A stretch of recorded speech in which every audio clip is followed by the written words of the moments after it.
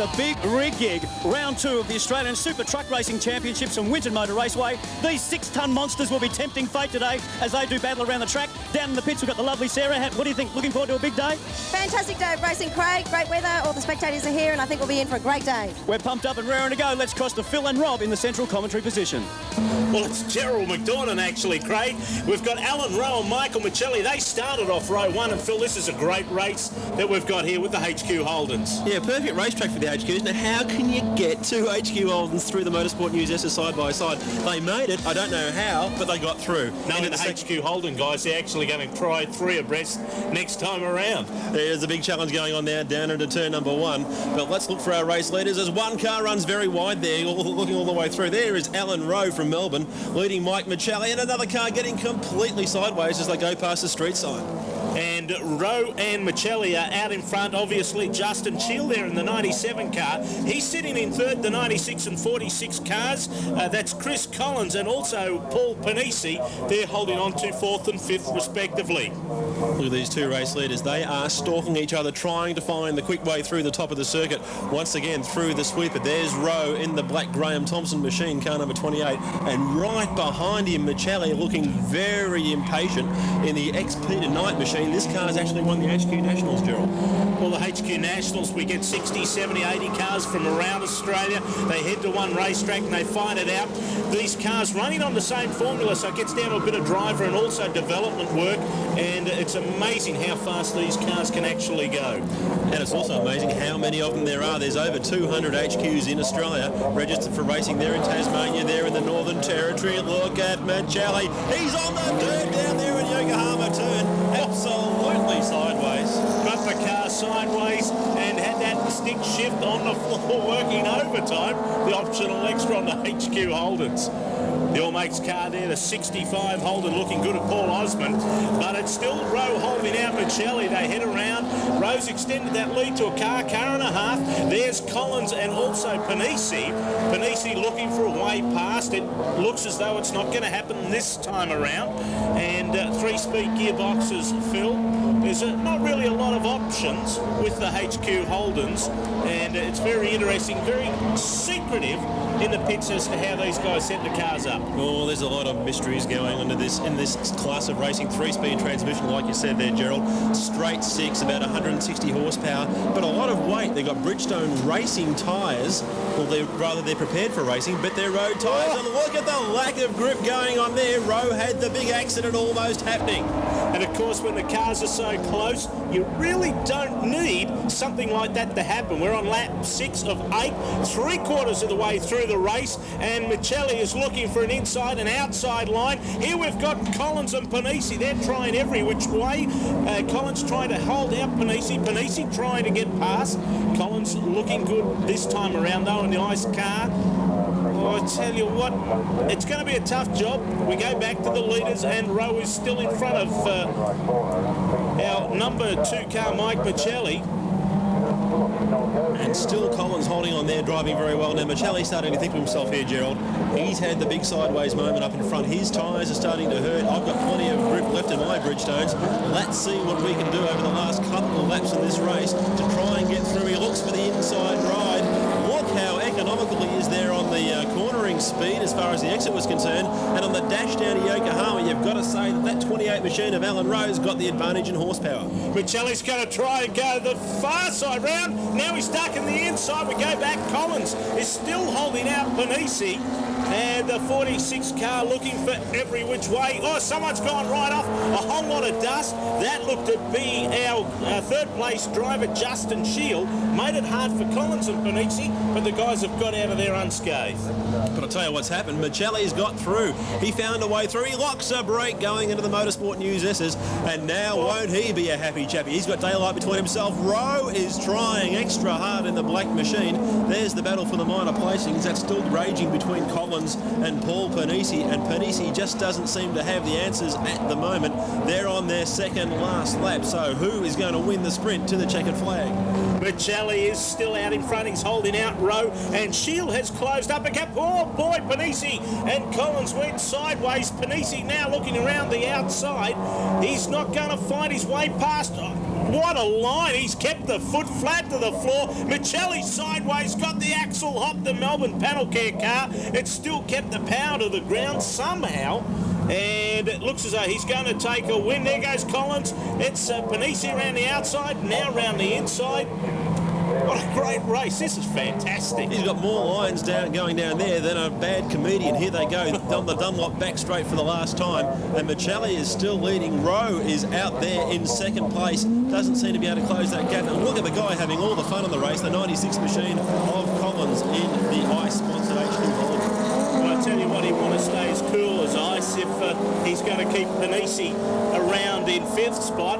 But there we have the number 2 car of Mike Michelli, and he is doing a great job. Got past Alan Rowe, and a little bit sideways still. The suspension settings, the tyres are going off a little bit. The suspension set a certain way. Look at this battle. Still, Collins is holding on. Like, he must have his fingernails wrapped into the steering wheel at the moment. Probably the only thing you can actually change on one of these cars is steering wheels too. Exactly, but here's our race leader down to the Motorsport News S's. Here is that battle, side by side, this time down to the Motorsport News S's, and still Panisi unable to get a way through. There's our race leader going into his final lap, and Michelli has it all in front of him. He's got daylight between himself and the checkered flag, and he still is driving this car all over the racetrack and then some. A little bit untidy that time. Put a wheel off into the dirt on the last lap. It's not something that you really want to do, especially with the way that these cars are so close. Collins is trying hard. Panisi has got away past Collins, and Panisi looking very good in that 46 car. What's Michelli doing? Michelli's got the hand out the window.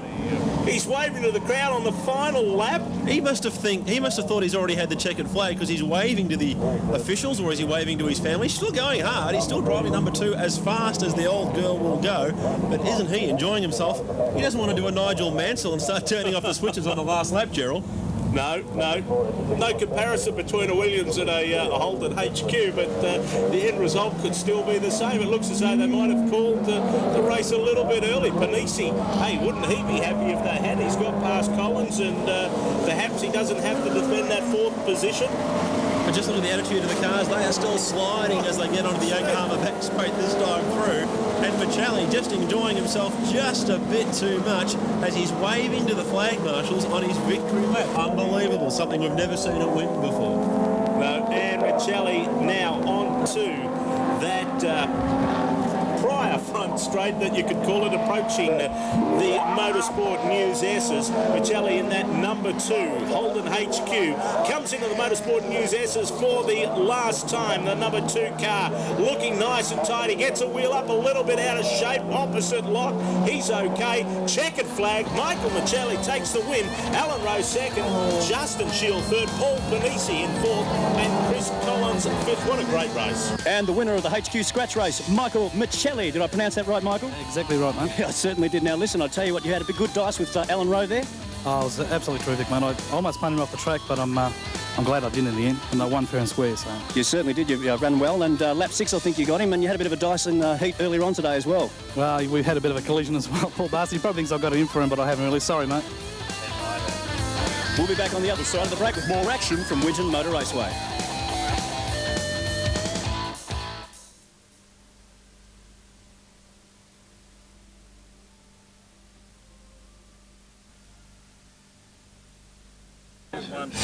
It's a big day here at Winton Motor Raceway. Enjoying yourself, fellas? Fantastic, yep. It certainly is Mr. Excitement. We'll just cross down to Sarah in the pits. Thanks, Craig. And we have Frank Amoroso here today from Fate Racing. Frank, we understood you had a few problems last night with the engine. Yes, Sarah, we did actually. It cooked itself on pit lane and it seized a couple of pistons, and we had to send the truck down to Melbourne to get rebuilt overnight, and Cummins in Wodonga to pick up some pistons. But the boys worked pretty hard, and I'm quite proud of them. 6 o'clock this morning, they had it back here ready for racing again. So huge crowd here in attendance at Winton Winton for the Supertruck. Race 1, Rodney Crick's leading off pole. Rob Russell right alongside him. Glenn Dobson and Ken Lassie at the next row of the grid. Jeff Mackin and Gary Thompson are on the third row. Bill Cedars and Mike Russell make up row number 4. Phil Brannigan. And can the Volvo hold out Rob Russell's Kenworth? Look at the big day. Here comes Glenn Dobson in that yellow and purple machine trying to get down the inside through turn number 2. And look at the trucks disappear in this huge cloud of black. The diesel is absolutely unbelievable. These trucks absolutely door handle almost, but Rodney Crick well out in front now, and that Shell Rimula Super N12 Volvo really looks to have the bit on the field today. Yeah, he really is the man to beat, Greg Crick. This truck is exceptionally well sorted. He lost last year's championship to Ronnie Salter from New Zealand, but Crick is the foreman of Australian Supertruck racing. Sitting back in second there is Rob Russell in the Kenworth. Then is truck 18, and of course, or truck 10, and that is Glenn Dobson in the Man Phoenix. A great looking truck, very, very colourful. But have a look, speaking of colourful, look at the man in the fourth truck. That's Lovett, Greg Lovett, in the small Isuzu SBR.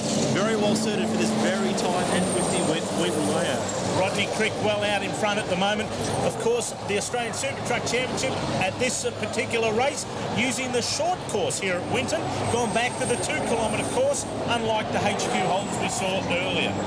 Let's go forward in the race now, and there is still our race leader, still Crick leading away in this beautifully turned out Volvo. But I tell you what, Gerald, he's not getting away. Rob Russell's holding on like a big bad terrier. Well, both these guys are running an incredible race. Rodney Crick has set. Oh, here we go. Lusty's got out of shape. There's a couple of trucks touching. 41, and Lusty's buried the truck. The Lusty Australia SBR. It looks as though it is dead and buried. Oh, he's almost up at the axles, and that's a heck of a way in a truck of that size. Bad luck there for the Isuzu SBR. But look at the lean on the cab and the lean on the man. Greg Crick working very hard. Rodney Crick working very hard through the Ford Credit Sweeper and this very tight turn up here at Penrite. Crick has set a new lap record here today already, Phil, and he has dropped 1 second off the lap record. 1 minute 17.20, and that is better than the 1 minute 18.21 set 2 years ago. And they actually handle pretty well. I mean, this is, oh, look at Lusty. He is not a happy man. He is up to the axles, and it's going to take a big truck to pull that little truck out of the kitty litter. As you said, though, these trucks do handle exceptionally well. The tyres are very slip-like in their appearance, Phil, retreads or whatever, and Crick has this Shell truck handling fantastically well. He's been at this a long time. Let's go forward further in the race. Now, Crick is still holding that gap between himself and Russell. He was warned before the racing started, Gerald, that if he did win, there wasn't going to be any donuts at the start-finish line. There's the battle. And look how hard he's working inside the truck. That's what truck racing's all about. Yeah, an amazing thing to drive. There is Crick on screen now, and that Volvo looking exceptionally good. Rob Russell still in second, and Glenn Dobson there on screen, the number 10 Man Phoenix in third. That's the Albert Cedars truck, and Dobson from New South Wales. Just imagine how hot the brakes are. It's such a large machine. It's such a little racetrack. They've got to stop these things from 160 kilometres an hour. And Crick says, hey, it's easy. This is what I do. That's what we should say too. These trucks are limited to 160 kilometres an hour. And that's basically why, because they take so much to brake, and Crick gets the tail out a little bit there. Rob Russell still chasing in earnest, but he won't catch him. Crick is doing such a fantastic job, and he comes up to the Motorsport News S's. There's Russell.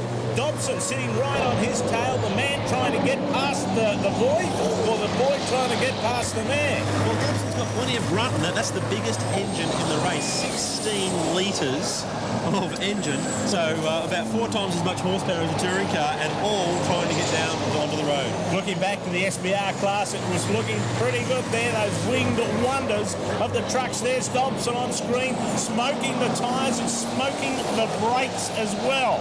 That shows you how hard that man is working. He really is flying around here, but take nothing away from our race leader. He led in qualifying. He did the job. He knows how important it is, especially here at Winton Motor Raceway. It's perfect conditions for truck racing, but hey, these guys just can't catch the flying Volvo. Yeah, and a huge crowd, as I said earlier, here at Winton Motor Raceway. These trucks are certainly popular. It doesn't matter wherever they go in Australia. There's Dobson looking good. Russell, look at the old Kenworth. It's sitting flat on the ground, chassis-wise. The cabin leans, looking to tilt back the other way. Russell throws it into the right-hander, still chasing Crick. He's not going to catch him, I don't think, but he's got that advantage over Dobson. Now Crick's thinking, as Zanardi can do it, I can do it. It's donut time. Is he going to have a crack at the donut on the start-finish line? And if he does, will the officials do something about it?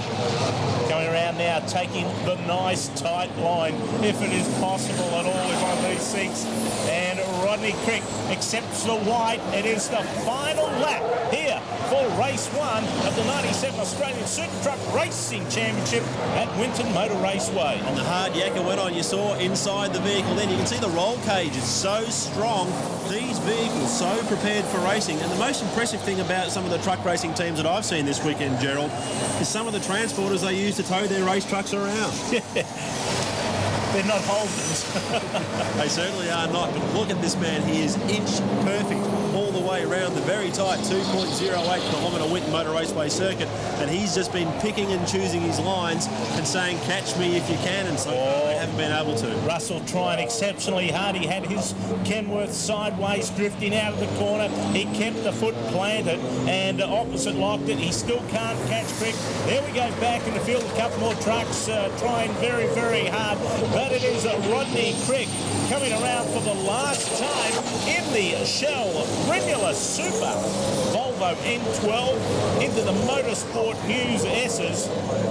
And he'll be looking to read all about his results every second Thursday. Crick, foot planted firmly on the ground, takes the checkered flag, and what a great win. Crick first, Russell in second place, Glenn Dobson takes third, Jeff Mackin takes the SBR honours in the Isuzu, and Bill Cedars as one of the trucks has got a little bit tired. Well, he's regained the title of Crick. Rodney, well done, mate. Winner of race one there. How'd you feel? Yeah, thanks a lot. Yeah, it was a good race. I had a race plan and all went to plan to try to get a good buff on the first two laps and then just hold it. So really happy with that. The back tyre started, I heard a cap coming off for 2 laps to go. Started flapping. I thought, are we going to make it or not, you know? But it was a good race and glad I got the points. We'll be back on the other side of the break with more action from Winton Motor Raceway.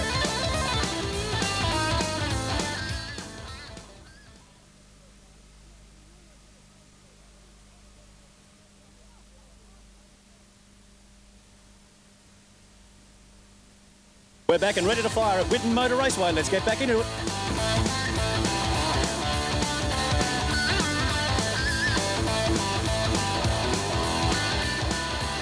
Yesterday we understand you had troubles in qualifying with your tyres. Yeah, tyres, and we changed tyres, went out and it had an oil line pop off and went on the wild slide at top end at full speed.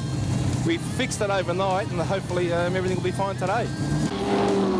The Group C, Group A scratch race here at Winton Motor Raceway, and Grant Mills and Gary Collins going neck and neck, and Gary Collins started off row 3, Phil Brannigan, and at this moment though he's charged up the second. Lap 4 of 8 here at Winton and sitting right on the tail of the big XD Falcon of Grant Mill. Yeah, Collins had all sorts of problems in qualifying. Don't you love these Ford versus Holden battles? Doesn't matter whether they're modern cars. Doesn't matter whether you've got to turn back the clock to 1983, 1984 like we are today. And look at the Mazda right there, Bruce Henley snagging on behind these two big V8s. Isn't it fantastic there? Collins looking for the outside line. No, Milton holds him out that time around the VH Commodore, using that Holden power, trying to get away past. Milton got the car out a little bit sideways, and that's allowed Collins to come up around the outside, got the power to the ground better. Boy, oh, Milton under braking, the car gets a little bit squirrely. Boy, I tell you what, Dick Johnson, I don't think it's ever driven an XD Falcon like that. An XD Falcon is not supposed to outbrake a VH Commodore. How does he do it? Look at Collins. He rocketed out of that bottom corner and says, see you later, Motorsport. No way is the Falcon going to outbrake him. He's done it in the Motorsport News S's. Can you believe it? braking manoeuvre by Grant Mills. They're coming down the main straight, and Collins, so the power on lap 5 of 8 has got past the ice Holden Commodore 96 car, and but Mills, that braking manoeuvre, surely he might even be able to get past him again. Collins, gee, he looks to have a lot of power. That Commodore, look at that. It looks so good. Milne there, and Bruce Henley in the Mazda RX-7. Hey, that's a bit of a wankle. Yes, it is a bit of a wankle. Turn back that clock. Get out those 1983 calendars. Wear those flares and those satin shirts, because we've got the XD Falcon. And look at the Mazda. Gee, I'm thinking Dick Johnson and Alan Moffat. Flares back in 1982 or 3. Phil, I told you, you're always out of date. Grant Mill. And this Falcon looks great. The big Ford V8, they were a power in their day up at Bathurst. And the RX-7s coming towards the end of the big banger period. They really were a formidable car up at the mountain. Yes, they really were. They were successful all over Australia, but the Bathurst track didn't really suit the little twin-chamber rotary engine in the RX-7. They were very light. They handled exceptionally well.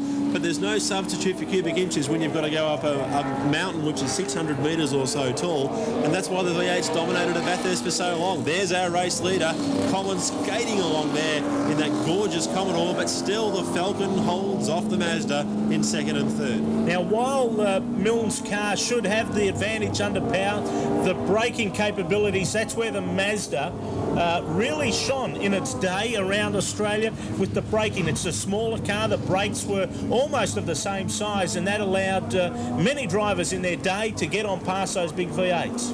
Yeah, we're thinking people like Alan Moffat, but also Alan Jones and Bob Morris and all sorts of people. Barry Jones, who ran an RX-7 there for a while, and it really gave a lot of people access to a very fast Group C touring car. Whether it was a Commodore at the pointy end of the field, Peter Brock, of course, made this car famous, and there is Milnes in the Falcon, and still the Mazda right behind. Hey, every Mark Gerald had their favourites. Absolutely. There's Collins on screen again.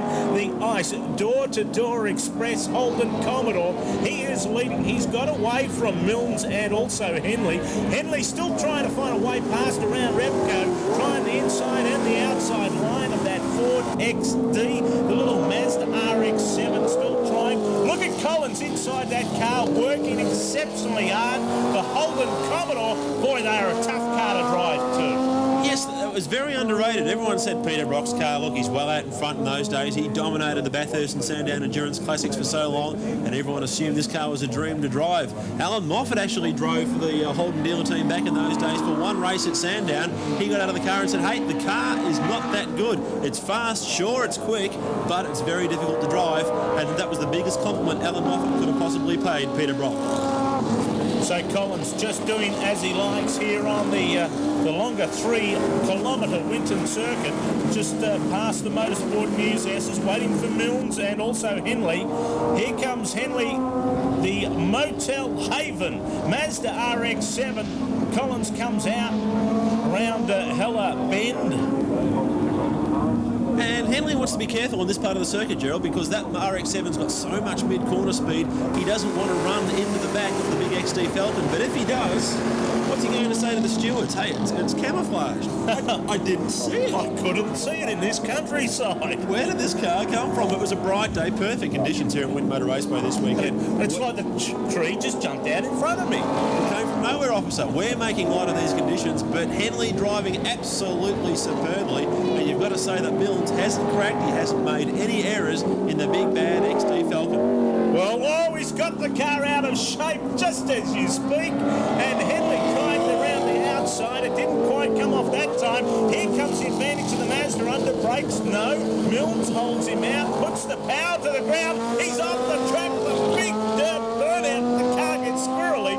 Oh, what about this action? It's fantastic here at Winton Motor Raceway. But he didn't take his sock off the gas. He kept it hard down. He was spinning at the rear. He's probably got dirt all over all 4 tyres at the moment, so he wants to be careful. Look at Henley's corner speed. Right on him like a terrier. He pulls out of the slipstream. 5-speed transmission in the Mazda, 4-speed in the Falcon, but no substitute for horsepower. Collins looking fantastic yet again. Let's go back. There we see Milnes trying to hold out Henley. The Motorsport News S's the camouflage car has the pedal to the metal yet again. And these big Group C cars now on their final lap. And this is the hard part of the race, Gerald. Sure, you look at Collins' lead, he's well out in front, he's been pulling away in about 3 seconds a lap. But the tyres are feeling a bit daggy, they're feeling a bit tired. The drivers have to work extra hard, and Milnes only has 3/4 of a lap to go to hold off that little Mazda. So Collins now round the back. Here comes Henley. He's going around the outside, ducks it in, tries. Oh, he's right under that Falcon. Oh boy, he's getting very, very close. He's trying the inside line. The Falcon's gone wide. Henley on the outside, around, coming up, around Repka up to the back. He has the inside running, got the better advantage. He has gone past. Fantastic piece of driving. Let's not forget this car of Bruce Henley's isn't a Group C car per se. It's a club car, so he's used to racing against much more modern machinery, but he's done a fantastic job. Can he hold off the Falcon? There's our race leader, Collins, down at Yokohama for the final time. Isn't he still working hard inside the cockpit? We're back to our battle now for second, and Henley looks like he's home, Gerald. Yeah, fantastic driving job, as you said. Henley driving what's basically a club car. Collins about to go through for the win with that ice 96 Holden Commodore. Here comes Henley. The Falcon on his tail, a little bit squirrely. Can the power of the V8 draw past the Mazda? A Falcon slipstreaming a Mazda as the checkered flag comes out. I don't think so. Collins goes through for the win. Milnes around the outside. I don't believe it. Waiting through the motorsport news. Can he possibly get the car straight? He can. What a move. That is not the move of a Falcon XD. It's the move of a Mazda, but Milnes gets second. Gary Collins takes the win. Bruce Henley, a well-deserved third. Group A and C scratch race winner, Gary Collins. Well done, Gary. Thank you very much. Big effort there, bit of cat and mouse early on. Were you just taking it easy, or you just thought you couldn't get around that fella, Milne? Well, he was very wide, made it very wide, so I let him go for a couple of laps and then I had to go for it, so I did. And then we cleared out a bit and made a buffer and went on with the job. This is Petrol Head Heaven. We'll be back after the break from Winton Motor Raceway.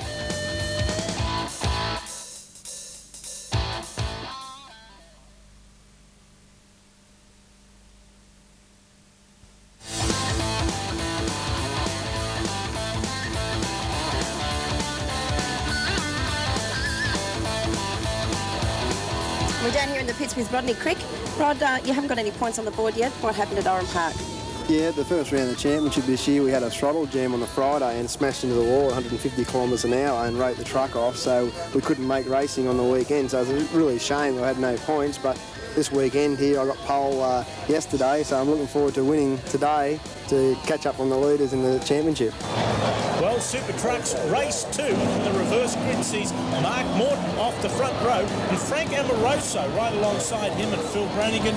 These guys are going to have a hard job keeping out the people like the Rodney Cricks and the Glenn Dobsons and Rob Russells from the back of the grid. But can they find a way through? Oh, there's one man who already is having trouble. That's Mark Morton, and the Isuzu SBR almost threw the thing into the suds on the very first corner.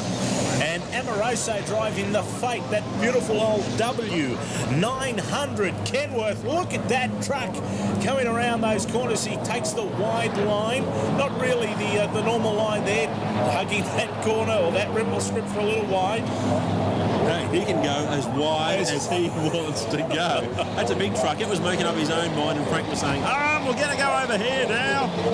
It is Fate, I'll tell you. But he's doing a great job out there in front. He's already got himself a bit of a handy gap now. Will Rodney Crick be able to get his way through this pack? Now, the interesting part, looking at Frank's truck, the body doesn't roll like some of the faster trucks in the field. Look, a whole gaggle or pack of SBRs there, a couple of Kenworths pushing at the back, and I see Dobson starting to come through the field as well in the man. But here comes Morton, and also track 27, that's Mike Russell. These little SBRs with the big wings. It's interesting, those wings do work. They keep the backs of the trucks on the ground. Well, they don't have quite the same amount of weight. They don't have quite the same amount of horsepower or rubber or anything else as the big trucks. So the SBRs have to make speed wherever they can. And look at the 18 machine of Mick Summers there in second place. He's doing a great job because he's holding off the Cedars machine. And there is Russell in another one of the SBRs. So they are really holding their own in this reverse grid Supertruck feature. Lap 2 of 10 here at Winton Motor Raceway. There he is, Frank Amoroso. The 96 advertised here, Fate W900. And here comes Dobson in that number 10. that Man Phoenix. What a great looking truck. The team have put a fair bit of effort into that. Come up with a couple of colours, and not normally what you'd see a truck painted like. A bit of pink. Well, I wonder what his mates would say. He's not going to be stopping on the Hume Highway for a steak sandwich and fries and that sort of thing. But there he goes, beautifully turned out machine, low rider. So a bit of an aerodynamic advantage going on in that truck. Not so much of an issue here at Winton Motor Raceway. In perfect conditions. Look at the crowd in the background behind the Rutko sign. They are at every single vantage point around this. Something about these trucks that just brings the fans out. I suppose it's the blue singlet type of brigade. Everyone likes to just be laid back and have a good time, and no doubt these guys running their trucks flat out. They'll be down to North Eastern Truck Wreckers getting a few spare parts, I reckon, after the weekend. Well, it's not just the truck people who come racing. We're going forward in the race map. We're now on lap 6, and there's our race leader. That is Bill Cedars. Done a great job. And there's Crick coming through there in the Volvo, and right behind him, that's the 41 machine, Gary Thompson, coming through in his Kenworth. So already we're starting to feel the impact of some of our race leaders working their way through traffic after 7 laps. Dobson still doing a brilliant job there. Here comes Crick, the Shell Rimula Super N12 Volvo. And that truck looking fantastically. The driver's working extremely hard inside the cabin. Hits the ripple strip back onto the pedal, and Crick, the Volvo dealer team. Tell you what, Brocky didn't try and have a drive in the truck last year, did he? Can't recall. We saw Rickard Rydell and Jim Richards doing a great job at Bathurst last weekend. There's our man in the Volvo machine, the Shell Rimula. This is a sponsorship that goes all the way back and quite to the start of Rod Crick's career. But look at the Isuzu SBR chasing there after the Dobson machine, which seems particularly well sorted, Gerald. I must say this tight layout here at Winton Motor Raceway, the 2 kilometre short circuit, seems to help the man better than some of the faster circuits we've seen. Yeah, well, it's an interesting track in Australia as well. The Mans aren't a popular truck. There we see our leader. That's truck 60, Bill Cedars, the T900. He's out there doing a great job. Lap 8 of 10, just 2 to go. Cedars controlling this. The old T900, a great looking truck. Well, I shouldn't say old, the newer T900. And isn't Cedars a versatile driver? Last weekend, there he was at Mount Panorama at Bathurst, driving a front-wheel drive Hyundai Elantra and making the move from one end of the evolutionary scale as far as racing is concerned to the other one at Winton Motor Raceway. The 27 SBR truck there of Mike Russell. The Garrett Turbo-sponsored Susie Rec truck looking terrific, but Cedars well out in front. And as you said, a very versatile driver, as is Rodney Crick as well. And we see him on screen there, trying to get past Russell again. The Garrett turbocharged truck, holding him out this time. Crick goes around the inside. Couldn't take it. There's Dobson on screen. Boy, we get to see a whole lot of that driver inside that cabin. Huge windscreen. And Dobson trying desperately to catch up to our leader, Cedars. I don't know if he'll be able to do it. Crick's coming around the inside of the little SBR. He's going around the outside now, but Cedars still controls the race. Dobson just a few track lengths behind. He's in the ideal position, Billy Cedars. But look at this great battle, this SBR of Wilkins trying like blazes to try and hold out. That's Mike Russell, sorry. Trying like blazes to hold out the truck of Rodney Crick, who is capable, Gerald, of putting this big Volvo in tiny little spaces. And he had the thing in a big 6-wheel drift that time, but that's okay. Looking inside, here comes the Russell Garrett turbocharged SBR Isuzu. He is still holding out Crick. And I tell you what, Crick, being a professional driver, won't be frustrated, but still looking for that way past. As we see Cedars there coming around for the second last time. We're on lap 9 of 10. And boy, what a great job Russell is doing in the SBR Isuzu. Actually picking up the inside rear wheel around some of the corners. Not the fast way to go.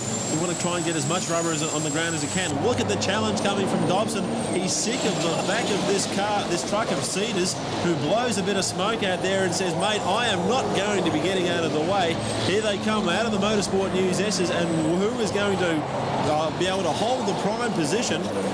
And And we just saw the 14 truck there for sale. What a great way to go motor racing. I don't know how to drive the things. How would you go? They're fantastic. Everyone's working hard inside the cabins here at Winton Motor Raceway. What a great race. The final lap. And there he is. Cedars leading Dobson right on the tail. Will we see the man come through to take the win over the T900 Kenworth? Cedars holding Dobson out. And also Russell still holding third from Rodney Crick. Will the big Volvo get past? I'm not quite sure.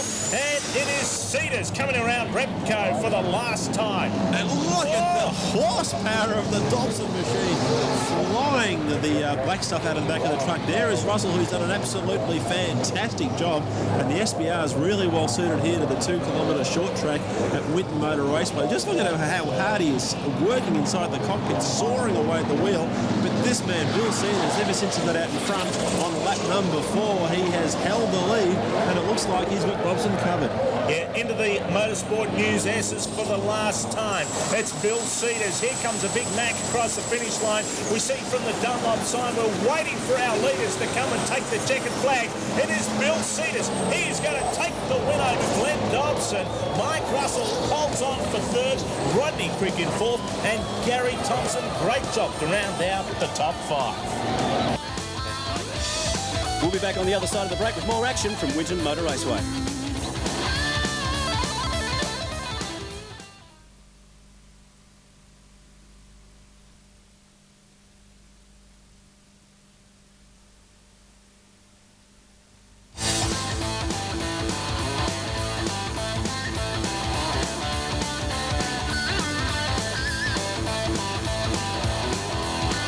There's all action down here, and we're just about to start and head up for the HQ race. We're talking to Michael Michelli.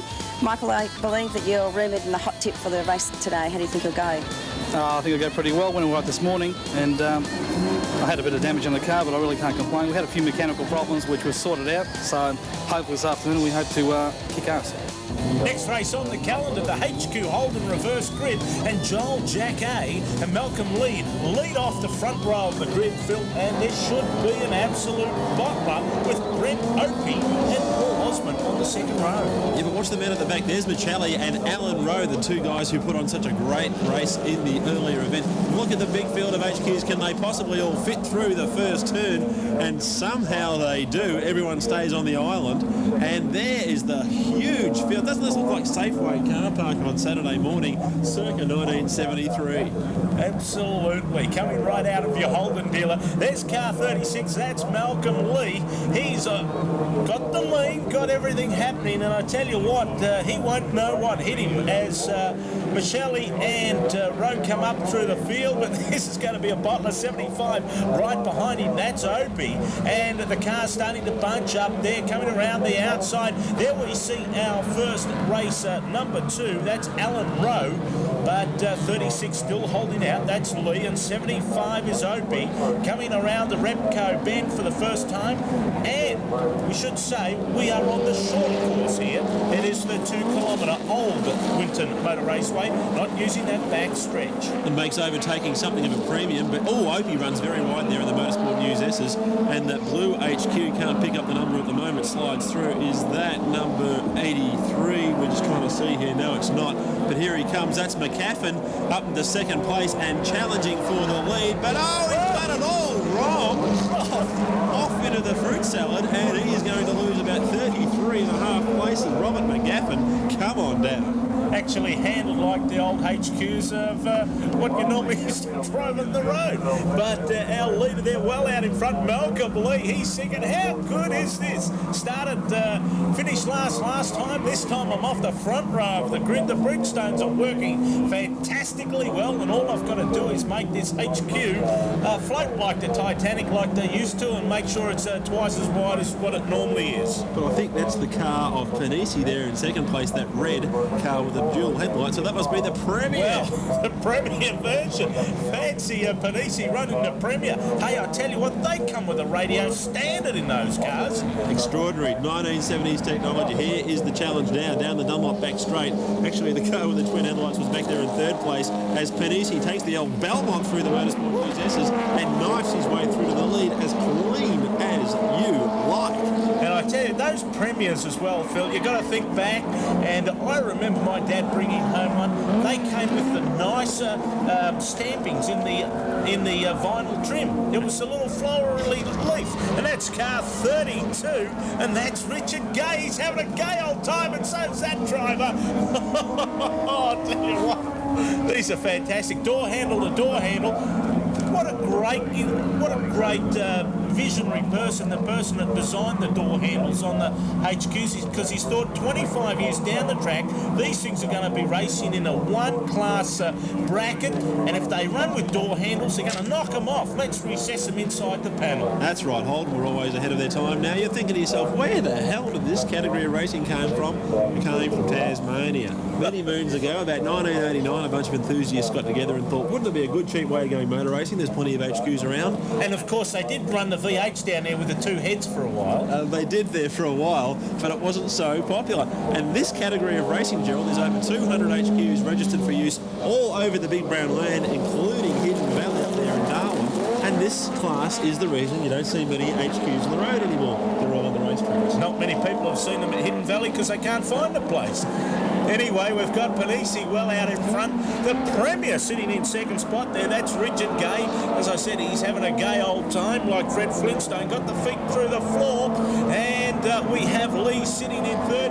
There's our first race runner-up, and that is Alan Rowe. He couldn't quite get past the traffic, and I tell you what, Panisi has done a great job because he came fifth in the first race and come all the way through the reverse grid back into first. The headlights are on, and one car there, 65 and 2. Well, 2, of course, was our first race winner, Michael Michelli. He's saying, hey, get out of the way. I know what I'm doing. Now all these cars are very even. Of course, Bridgestone tyres, they're not racing tyres. They're road tyres that go racing, and don't they do an absolutely fantastic job. The Cybiz software car that we saw on screen, car number 7 of Greg Bethel. And of course, software back in those days, well, the computers, a personal computer, when the HQ was designed, were probably the same size. Probably they were. In fact, that's why some of these cars have tow bars for their engine management system, which in those days, of course, was an engine jet which sat there in the carburetor.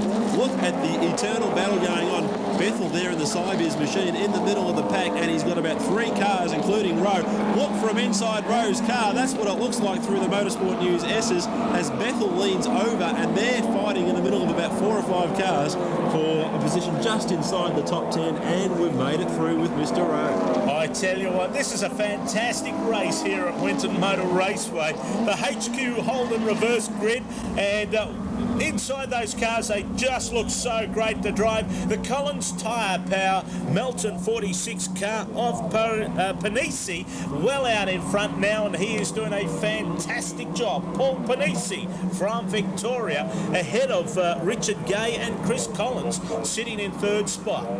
And when you think about these cars, you're not thinking about a lot of horsepower, about 160, 170 in some of the good ones. But one thing these cars are is heavy, 1,365 kilos. That's more than a V8 supercar like we're used to seeing at Bathurst, which have 600 horsepower and big wings and gigantic slicks. So these cars really are a challenge to keep on the black stuff, Gerald. But they don't have the 3-speed with the shifter put in the floor after they've taken out of the column. Some of them do and some of them don't. But look how hard. There's Rowe working inside the car. He's got a traffic jam behind him and take nothing away from our race leader. There he is, straight across the line. And Paul Panisi takes the win. Richard Gay's got a smile on his face. He's second. Chris Collins third. Andrew Rowe in fourth. And Greg Bethel takes out the top 5 spot.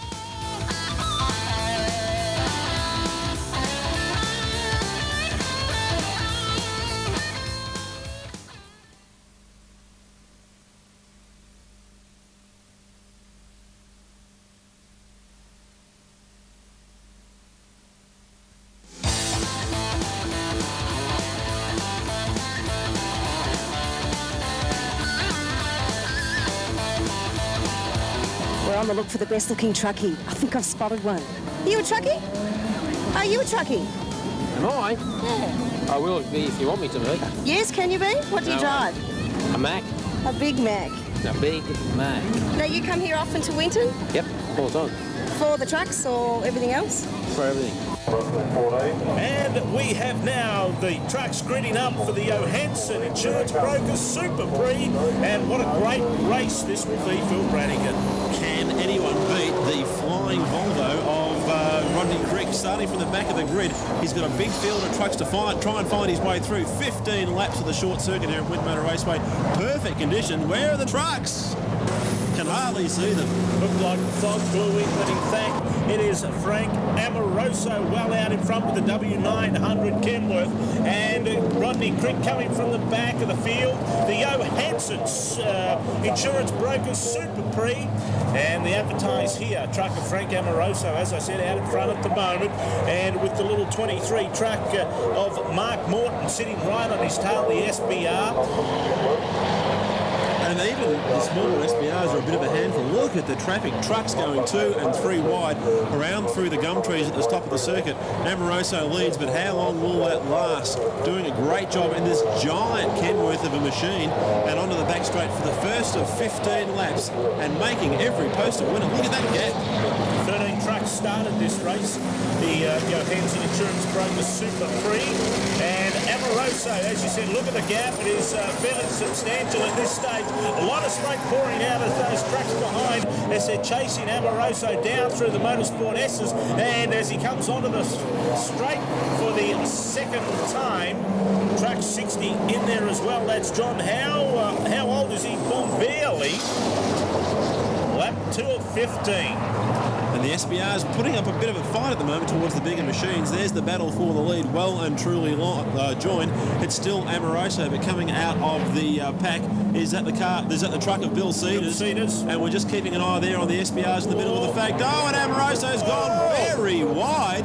And Cedars says, thanks, I'll have that half a gap. And through he goes just like a flash. Yeah, a bit of a tyre lock up there as well. And Cedars now out in front. This T900 pedal to the metal.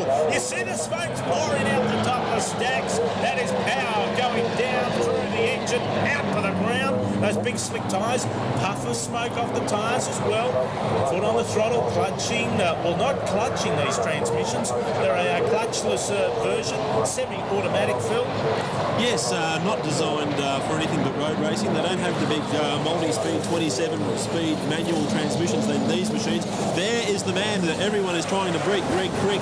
And aren't they working hard inside the cockpit? Let's go back for the battle for the lead. Still, it's the 60 machine of Cedars leading the way, and he just looks like he's doing everything fairly easily at the moment and carrying plenty of speed in the big Kenworth.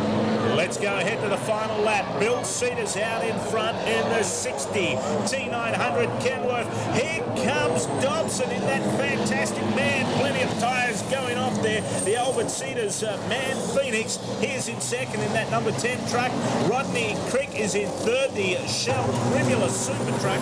But Cedars out in front and looking good for his second win here at Winton Motor Raceway today in this Johansson Insurance Brokers Super Prix. Well, really, no one's had an answer for Cedars' performance, Gerald. He's just done a fantastic job. Yes, he's been out in front, but that means he can dictate the pace. He can pick and choose his spot on the racetrack. Very important with his big machine. Great sideways through Penrite on that occasion, but Cedars has just got everyone's cover at the moment. Yeah, a huge gap there. Bill Cedars well out in front there. You see that distance. He is virtually that back straight there. Dobson gets the truck sideways. Crick puts a pedal to the metal. Through the Motorsport S's comes Bill Cedars. Coming around, lines it up for the last time onto the main straight. Bill Cedars is going to take a fantastic win. There's the checkered flag waving. Glenn Dobson's going to take second. Rodney Crick in third. Ken Lusty and John Falk in fourth. And Peter Forshaw and Rob Russell in fifth spot. The checkered flag waving. And a great race, Phil.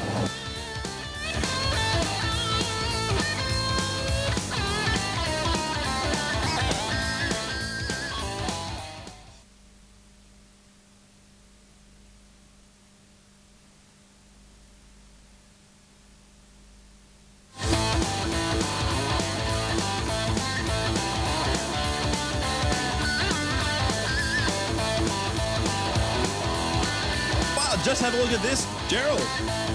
Fantastic. The boys are having their fun, and the crowd here at Winton Motor Raceway are absolutely lapping this up.